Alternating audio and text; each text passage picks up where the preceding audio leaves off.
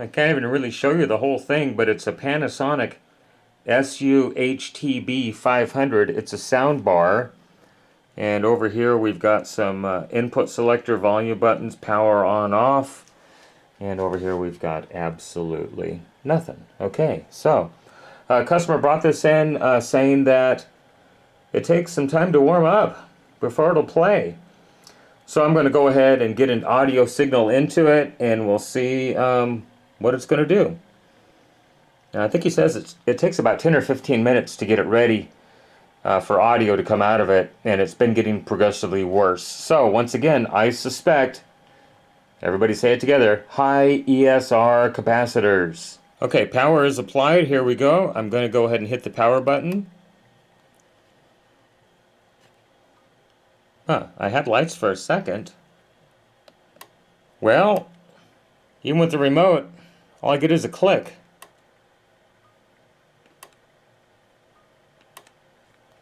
Let's go ahead and take it apart and see what's inside. So I see a little regulator right here, IC107. I don't know if the solder ball is to act as a heat sink or what. There's IC701 and IC702. Now from the video it's really hard to see, but the circuit board is discolored around these, so it looks like they've been running hot. And I'd be willing to bet that on the other side of the circuit board there are some surface mount capacitors that are probably going south. But I need to go ahead and check the main power supply first and just take a look at those caps in there. So it looks like the power supply lives inside the shielded box. I'm going to have to pull the whole box out of here and see if I can get into it and just do a quick look at the capacitors in there. Hopefully it's not too hard to get out, just a couple screws, and it looks like a ribbon cable down here on the bottom. So let's go ahead and get that out of there. Okay, so from what I can see, the caps all look pretty good. I'm not really seeing any issues. So next step, I'm just going to go ahead and pull this whole board out of it, and we'll go ahead and unsolder the positive leads like I normally do. Give them a quick ESR check. Okay, here we go. This is the main AC filter cap, and I get about a 1/2 ohm. I think that's perfectly fine. Here's a little snubber cap, about a 1/4 ohm, perfectly fine. This is a 6.8 microfarad capacitor, and I read 2.5 ohms. That is absolutely perfect. That's on the standby power supply, and its snubber capacitor, just under 1 ohm, that's perfectly fine. Output filter from the standby power supply, 1/10 of an ohm, that's perfectly fine. Then these are the output capacitors from the main run power supply, and I get just maybe a 1/10 of an ohm, and once again about a 1/10 of an ohm, if even that, and about a 1/10 of an ohm. If these things are bad, I expect to see like 2, 3, 4 ohms somewhere in there. Well, everything on this board passes the ESR test absolutely perfectly. Alright, I do see a couple of diodes on this board that don't look particularly well, so I'm just going to go ahead and hand solder these guys. Alright, much better. Okay, so I've got the whole thing disassembled here, and I hit the power button, and I get the exact same thing. It's letting go of the power relay. So, I'm going to try heating up some of these caps. I ESR'd all these caps on this board, and they checked perfectly fine. So I'm going to take my hot air blower and just put it on like 300 degrees Fahrenheit, and just warm these guys up just a little bit. See if it'll stay on.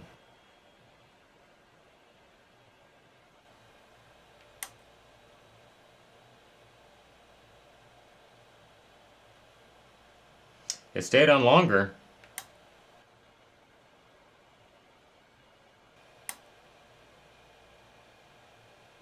Well, it is staying on now. Next, I'm going to go ahead and cool a couple of them.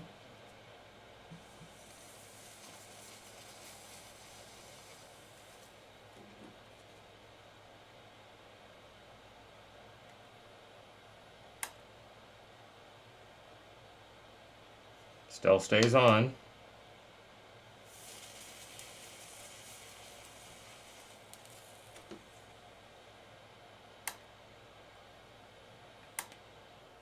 Now it's just starting up and stopping again. I suspect one of these caps is bad, but I can't unsolder one lead to it is the problem.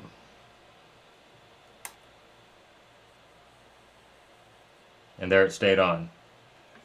So I think that 33 microfarad cap is bad. It ESRs perfectly fine. But if I heat it, I can get the thing to stay on. So I'm thinking I need to change all 4 of these capacitors because they have to do with the 2 regulators on the other side of the board. So we'll change those 4. And then I think this one and that one have to do with that one very small regulator on the other side of the board. So we'll go ahead and change those as well. And I'm just going to show you the ESR of these capacitors. That one's like right at 0. That's the one I was heating and cooling. That one's 2 ohms. It's only a 10 microfarad. This one has a 33 as well. Darn near 0. And then another 10, darn near 0. I have a feeling that we have capacitors in parallel that are skewing our results. Well, let's go ahead and get those off the board and test them out of circuit. Okay, so I'm going to go ahead and use the twist-off method on these. And that involves just grabbing capacitors with a pair of pliers. I like to apply downward force to both the board and the capacitor so it doesn't move at all, and just begin twisting. And you just want to fatigue the leads. Once the leads have been fatigued, the capacitor will come right off. You just got to wipe off the remaining leads that are still on the circuit board.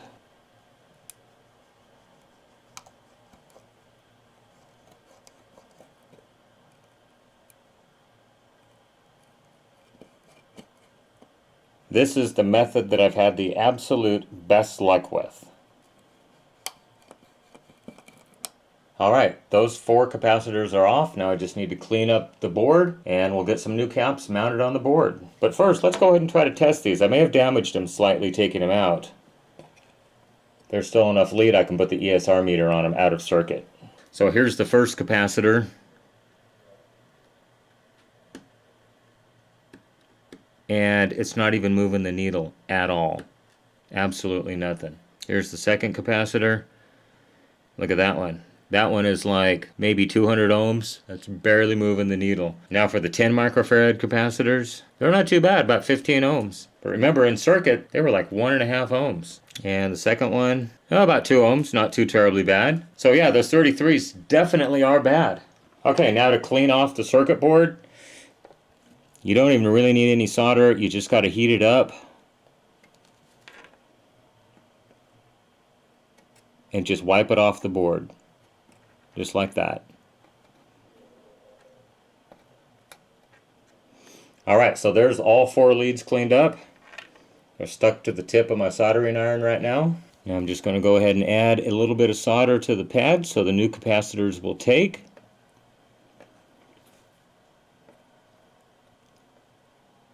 Okay, so since the 33 microfarad capacitor is in the back, I'm going to go ahead and replace that one first. And so hopefully the tip doesn't get too much in the way here. I usually just balance it on here. And then heat up both sides. And then I'm just going to go ahead and give it a little extra solder here for a little bit of strength.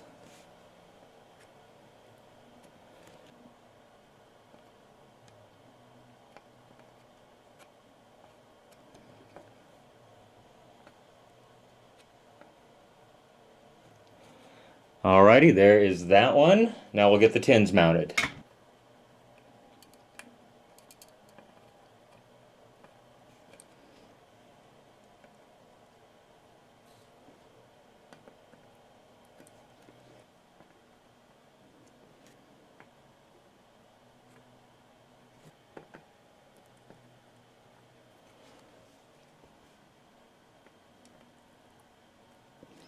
Well, hopefully you can see some of that on camera. I know the soldering iron got in the way and it pushed the circuit board out of the way a little bit, but there we go, those are mounted.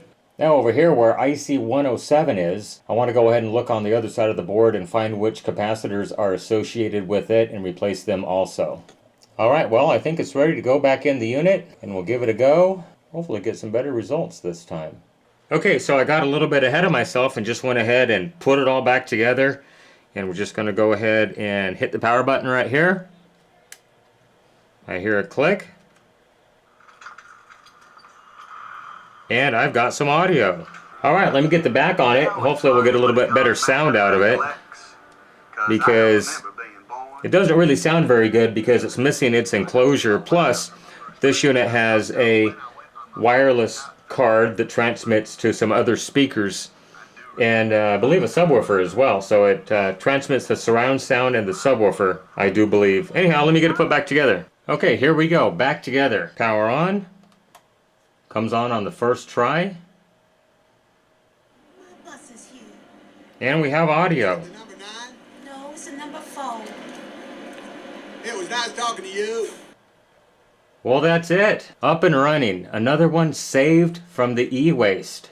Well, I certainly hope you enjoyed this repair video on the Panasonic Su-Htb500. So once again at this point, I want to give a sincere thank you to those who have supported my channel with a donation via PayPal or by having me repair your unit like this one. If you enjoyed this video, please consider subscribing to my channel and liking this video. It really does help my channel grow. Remember, you can follow me on social media, Facebook, Instagram, Twitter, at NorCal715. You can email me norcal715videos@gmail.com. Go ahead and leave me a comment, a question, a suggestion. I try to read all the comments and answer when I have time. Remember, with your help, we can keep these things out of the landfill, out of the recycle bin, and out of the e-waste facility. Everybody, thanks for watching this video once again. I really do appreciate it. Everyone, have a great day. Bye-bye.